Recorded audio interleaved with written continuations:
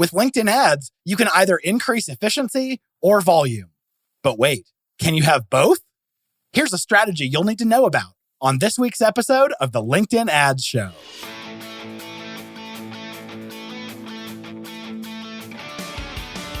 Welcome to the LinkedIn Ads Show. Here's your host, AJ Wilcox. Hey there, LinkedIn ads fanatics. So there's a common misconception that you can't increase ad efficiency at the same time as you're increasing your lead volume. And there is a lot of merit to this argument. It really makes sense. But due to some of the nuances of the LinkedIn ads platform, as well as some of the strategies I'm about to teach you, I'm excited to let you know that you can actually do both. You can have the best of both worlds. You can have that cake and also eat it too.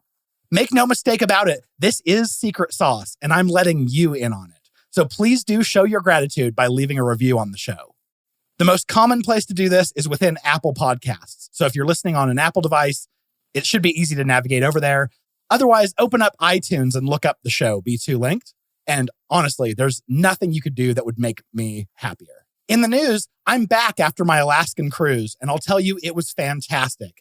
Thank you everyone for your patience as I did skip an episode.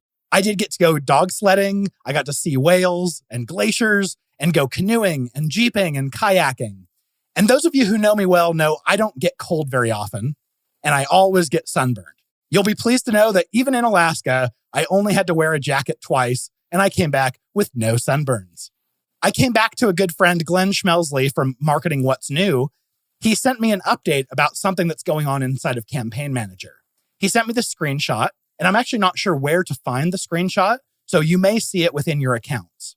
But it starts, "We recognize the importance of continuously investing in our technology to deliver solutions that help you reach your marketing goals and are excited to bring you an important update today. In order to offer more precise campaign cost control for our advertisers, we have decided to sunset target cost bidding within Campaign Manager.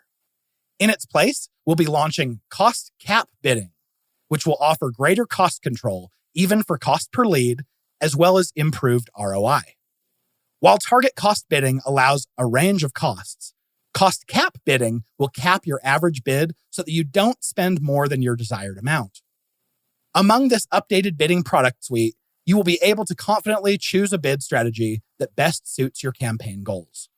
There will be no changes made to your current target cost bidding campaigns, and you may run your existing target cost bidding until completion. However, starting on April 18th of 2022, LinkedIn will gradually close access to target cost bidding, and advertisers will begin to lose the ability to create new target cost campaigns. We encourage you to try cost cap bidding instead.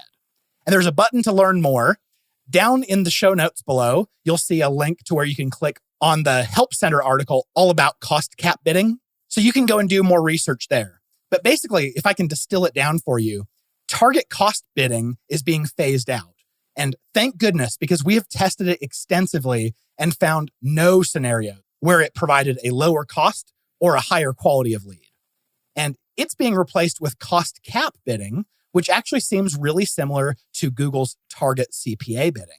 It looks like you're going to be able to choose an optimization goal. So maybe that is clicks to landing pages, or clicks on the ad, or a video view, or even a lead. And you'll be able to bid a certain amount for each one of those actions.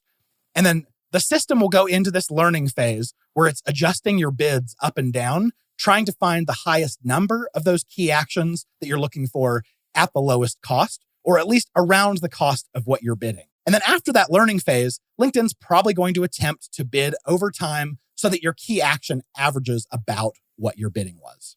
In principle, I'm actually really excited about this rollout.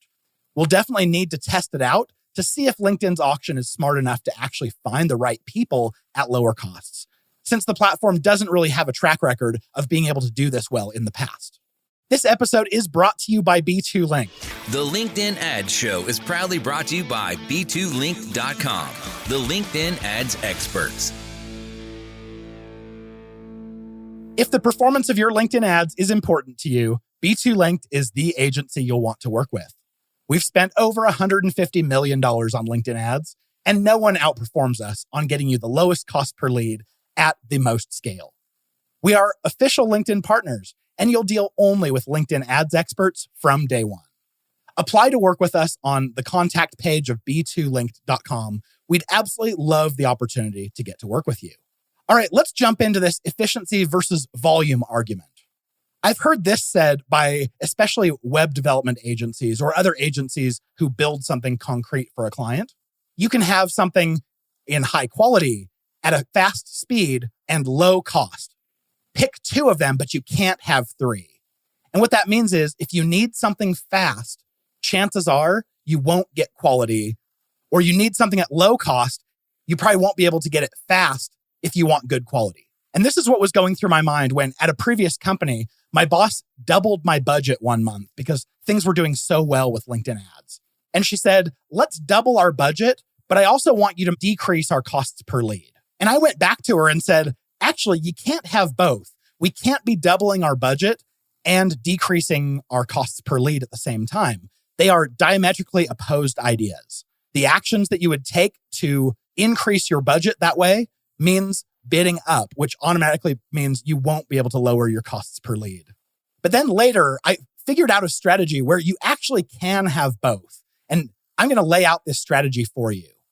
The way that this works is we have so many different campaigns targeting our ideal audiences. And because we're targeting with different targeting facets in a lot more campaigns, we actually are able to reach more of our ideal target persona. But then because we have them all in separate campaigns, all of these micro segments, which we're actually going to cover on one of the next 2 podcast episodes, so make sure you listen to this. Because we have these micro segments all set up, we're going to find some that perform better than others.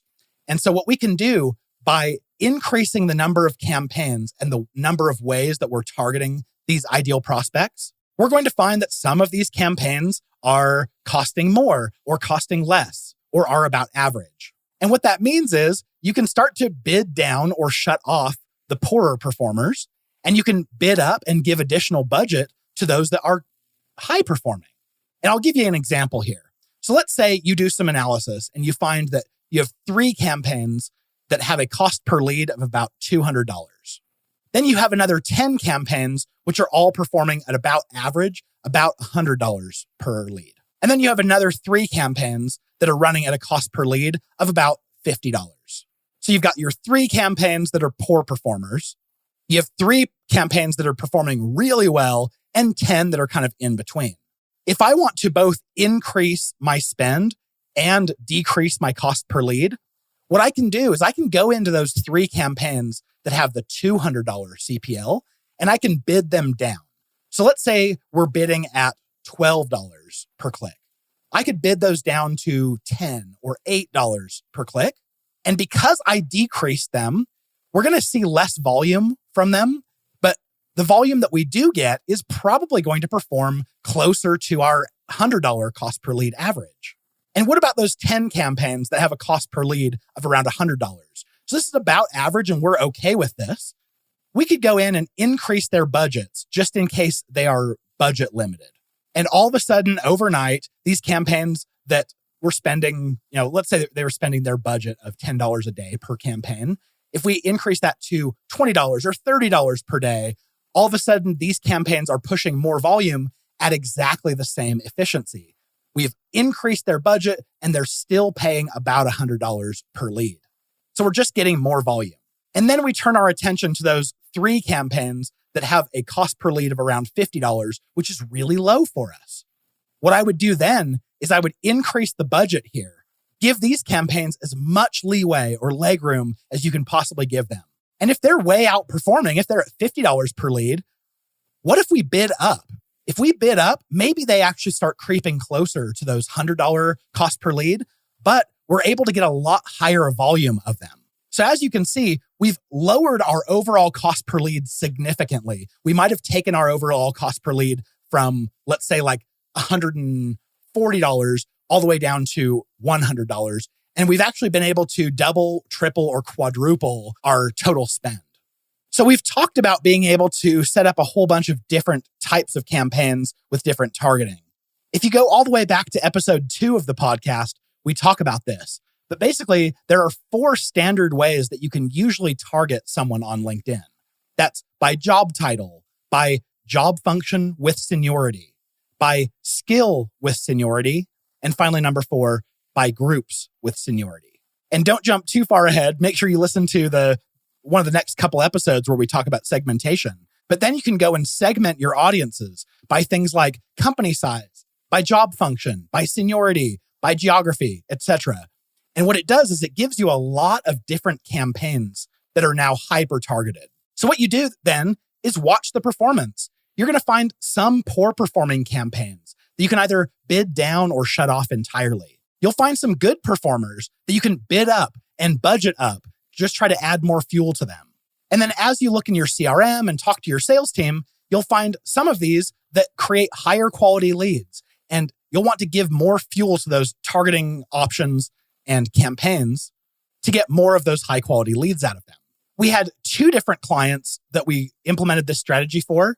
And overnight, we had a SaaS tool. It was targeting accountants. We increased their budget by 9x overnight, and costs per lead actually dropped while we were doing this. We did the same thing for another client in the finance space. They 10x their budget overnight, and costs per lead stayed right about the same. And this is, of course, the key to efficient scaling on LinkedIn. Make sure you go back and listen to episode 39 for more on this. If you choose not to use this strategy, I'm going to let you in on how your scaling is going to work. Let's say you get 20% more budget. You're going to go into your few campaigns and you're going to bid them up by 20%. Your costs per lead will increase by 20%. That means your ROI goes down by 20%. So you got additional volume, but it cost more. Maybe that's okay, but maybe it's not. That's totally up to you to decide. But if you use this strategy that I'm outlining for you, you're going to get more qualified audiences. You're going to have more levers to pull. You'll then be able to use those to starve the poor performing campaigns and audiences and feed the great performers. You'll feed them by giving budget increases and even bidding increases. You'll see your costs per lead overall account-wide drop, which will cause your costs per lead to drop and your ROI to increase. All right, I know that this was a slightly shorter episode than normal, so please let me know in the comments or email us at podcast@b2linked.com to let us know. Do you love the shorter episodes? Do you want the longer ones? Definitely let us know. Okay, I've got the episode resources for you coming right up, so stick around.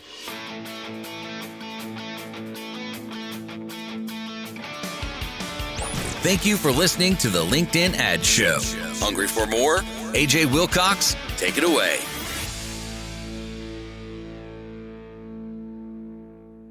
All right, down in the show notes, you'll see the LinkedIn Help Center article about cost cap bidding. So as that's rolling out over the next couple months, go check it out and see if you can build it into your strategy, or at least test. And we'll, of course, cover it here as well. I mentioned episode 2, all about targeting strategies. You'll see the link to grab that episode, as well as episode 39, that's all about the key to efficient scaling on LinkedIn for when you get additional budget. If you or anyone you know is looking to learn LinkedIn ads, I'm the author of the course on LinkedIn Learning around LinkedIn ads. Check the link down below and go check out that course. It is by far the highest quality and the lowest cost for any LinkedIn ads course you'll be able to find out there. Guaranteed. Please do look down at whatever podcast player you're using and hit that subscribe button if you want to hear more of this next week or next month or however often you listen to these things. And as you're doing that, please do rate the podcast. It really helps. I know you don't think that it does, and it's going out of your way, but please, please, please, it will do us wonders, and I would really appreciate it personally. With any questions, suggestions, or even recommendations, reach out to us at podcast@b2linked.com. And with that being said, we'll see you back here next week, cheering you on in your LinkedIn ads initiative.